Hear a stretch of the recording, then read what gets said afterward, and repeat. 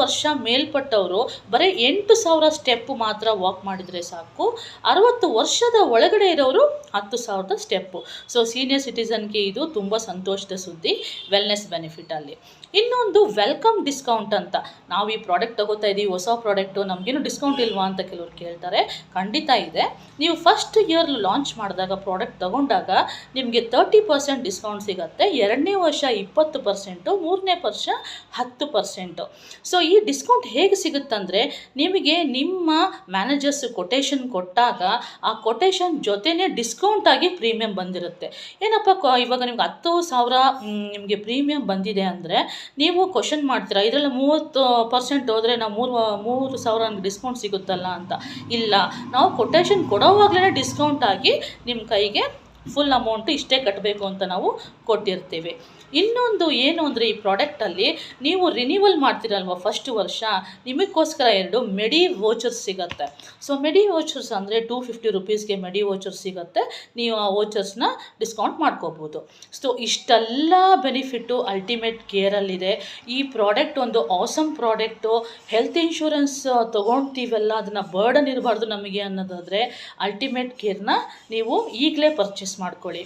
ಈ ಪಾಲಿಸಿನಲ್ಲಿ ನಿಮಗೆ 5 ಲಕ್ಷದಿಂದ 1 ಕೋಟಿ ಸಮ್ ಇನ್ಶೂರ್ಡ್ವರೆಗೂ ತೊಗೊಳ್ಳೋ ಫೆಸಿಲಿಟಿ ಇದೆ.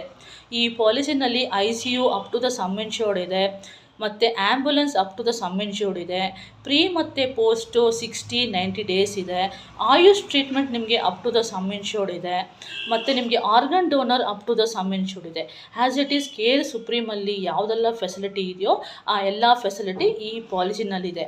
ಇನ್ನೊಂದು ಆಸಮ್ ಬೆನಿಫಿಟ್ಟು, ಈ benefit throughout the health insurance ಇಂಡಸ್ಟ್ರಿನಲ್ಲೇ ಇಲ್ಲ. ಫಸ್ಟು ನಾವು ಅಸ್ತಮಾ, BP, ಕೊಲೆಸ್ಟ್ರಾಲು ಮತ್ತು ಡಯಾಬಿಟಿಕ್ಗೆ ಮಾತ್ರ ಇನ್ಸ್ಟೆಂಟ್ ಕವರ್ ಕೊಡ್ತಾ ಇದ್ದೀವಿ. ಈಗ ಹಾರ್ಟಲ್ಲಿ ಒಂದು ಸಿಂಗಲ್ ಸ್ಟೆಂಟ್ ಹಾಕ್ಕೊಂಡಿದ್ರೆ, ಸೊ 1 ಇಯರ್ ಆಗಿದ್ದರೆ ಅವರಿಗೆ ಈ ಪಾಲಿಸಿನಲ್ಲಿ ಎಲಿಜಿಬಿಲಿಟಿ ಇರುತ್ತೆ. ಸೊ ಹಾರ್ಟ್ ರಿಲೇಟೆಡ್ ಇಶ್ಯೂ ಬಂದಾಗ ಫಸ್ಟ್ ನಾವು ಹಾರ್ಟ್ ಪಾಲಿಸಿ ಕೊಡ್ತಿದ್ವಿ. ಆದರೆ ಅಲ್ಟಿಮೇಟ್ ಕೇರಲ್ಲಿ ಈಗ ಹಾರ್ಟ್ ಇಶ್ಯೂ ಬಂದು 1 ಸ್ಟೆಂಟ್ ಹಾಕಿದರೆ ಕಸ್ಟಮರು 1 ಇಯರ್ ಆಗಿದ್ದರೆ ಅವರು ಕೂಡ ಈ ಪಾಲಿಸಿನಲ್ಲಿ ಎಲಿಜಿಬಿಲಿಟಿ ಆಗ್ತಾರೆ. ಫಸ್ಟು ಥೈರಾಯ್ಡ್ಗೆ 36 ಮಂತ್ ವೇಟಿಂಗ್ ಪೀರಿಯಡ್ ಇತ್ತು. ಇದರಲ್ಲಿ ಹೈಪೋಥೈರಾಯ್ಡಿಸಮ್ಗೆ ಬರೀ 30 ಡೇಸ್ ಮಾತ್ರ ವೇಟಿಂಗ್ ಪೀರಿಯಡು.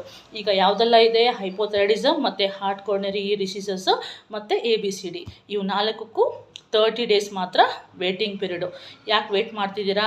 ಈಗಲೇ ನಿಮ್ಮ ಗ್ರಾಹಕರಿಗೆ ಅಲ್ಟಿಮೇಟ್ ಕೇರ್ ಪಾಲಿಸಿಯನ್ನು ಖರೀದಿಸಲು ಪ್ರಚೋದಿಸಿ. ಯಾವುದಾದ್ರೂ ಮಾಹಿತಿ ಬೇಕಾದಲ್ಲಿ, ಈ ಪ್ರಾಡಕ್ಟ್ ಬಗ್ಗೆ ಹೆಚ್ಚಿನ ಮಾಹಿತಿ ಬೇಕಾದಲ್ಲಿ ನನ್ನನ್ನು ಸಂಪರ್ಕಿಸಿ. ಈ ವಿಡಿಯೋವನ್ನು ತಮ್ಮ ಗ್ರಾಹಕರಿಗೆ ಆದಷ್ಟು ಶೇರ್ ಮಾಡಿ. ಧನ್ಯವಾದ. ಜೈ ಹಿಂದ್, ಜೈ ಕರ್ನಾಟಕ.